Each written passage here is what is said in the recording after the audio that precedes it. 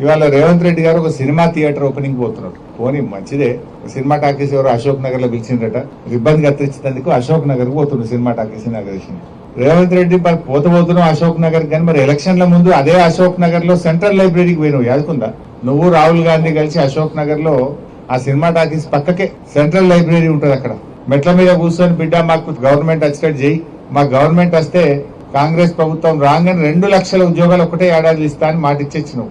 మరొక్కసారి పోయిరారా అందాక cinema talkies ribbon కత్తిరించినాక ఒక్కసారి అశోక్ నగర్ సెంట్రల్ లైబ్రరీకి పోయిరారాదు?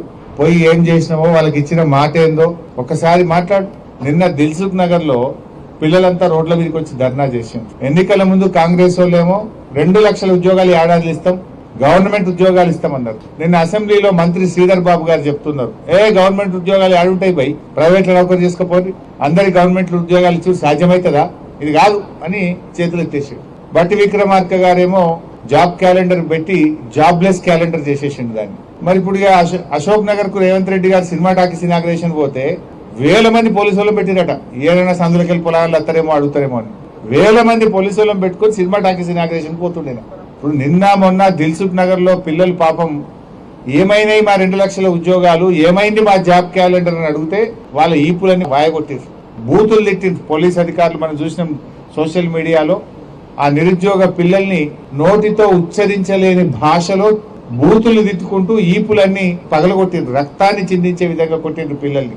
ఇప్పుడేమో ఈయన అశోక్ నగర్ పోయి సినిమా టాకీస్ ఇనాగ్రేషన్ చేస్తారట. నేను రేవంత్ రెడ్డి డిమాండ్ చేస్తున్నా, సరే సినిమా టాకీస్ కు పోతావా, యాడికి పోతావో నీ ఇష్టం, నేను దాని గురించి మాట్లాడా. కానీ అదే అశోక్ నగర్ లో నువ్వు ఇనాగ్రేషన్ చేసే సినిమా థియేటర్ పక్కనే అశోక్ నగర్ సెంట్రల్ లైబ్రరీ ఉంది.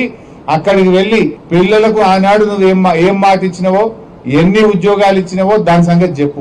దాకా పోయి అశోక్ నగర్ సెంట్రల్ లైబ్రరీ దాకా పోయి నీ జాబ్ క్యాలెండర్ సంగతి ఏందో, నీ నిరుద్యోగ భృతి ఏందో, ఆడపిల్లల స్కూటీలు ఏందో, నీ 2 లక్షల ఉద్యోగాల కథ ఏందో చెప్పు.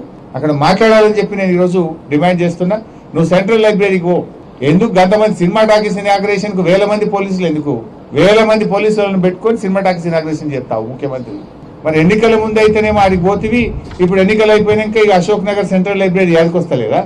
అదే సరూర్ నగర్ స్టేడియంలో ప్రియాంక గాంధీ గారిని తీసుకొచ్చి ఆనాడు యూత్ పాలసీ అని డిక్లేర్ చేసినావు కదా, పిల్లలకు ఎగ్జామ్లకు ఫీజే ఉండదు అన్నాడు. ఇప్పుడేమో ముక్కు వెండి ఫీజు వసూలు చేస్తుండు.